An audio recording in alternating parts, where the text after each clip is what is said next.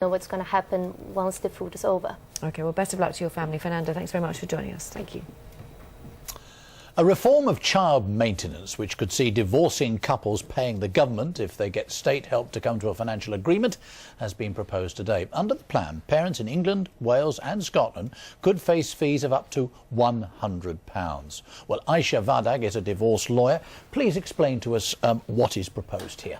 The idea is that rather than divorcing couples, or indeed couples with children who are parting, having to go straight to the child support agency, they will be given advice on the range of options and the levels of maintenance available to them, the sorts of packages there are.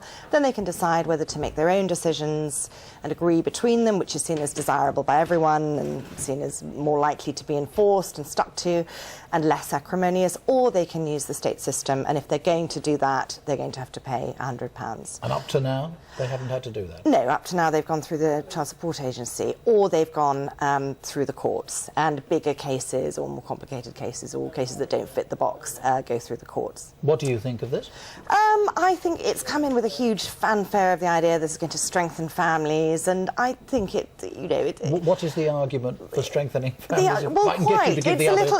It's a little bit sort of tenuous, one might say. The idea is that through couples agreeing things between themselves, it will improve parental responsibility and reduce disagreement between people. The fact is, couples are already in a position to do this, obviously.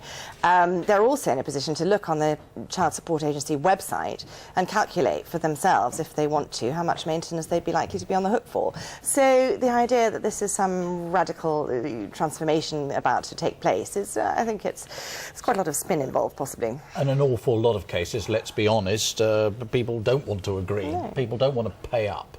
That's so right. Do you think this is going to put a lot of people in difficulty?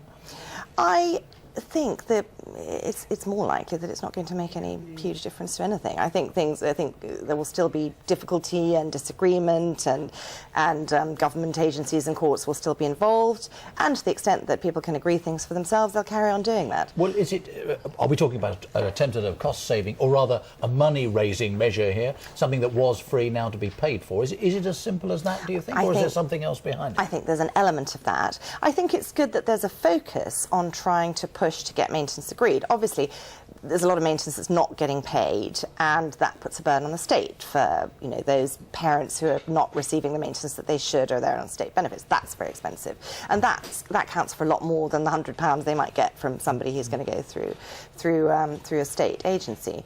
But so there's a push on taking the burden off the state in that way, and it's being beautifully dressed as as a way of strengthening families and increasing responsibility. It's nice that there's a focus on trying to reduce acrimony between couples, but the idea that this is some radical change, I think, is somewhat cosmetic. Ayesha Vardag, thank you very much indeed. We're going to have the sport in a few moments' time after the business.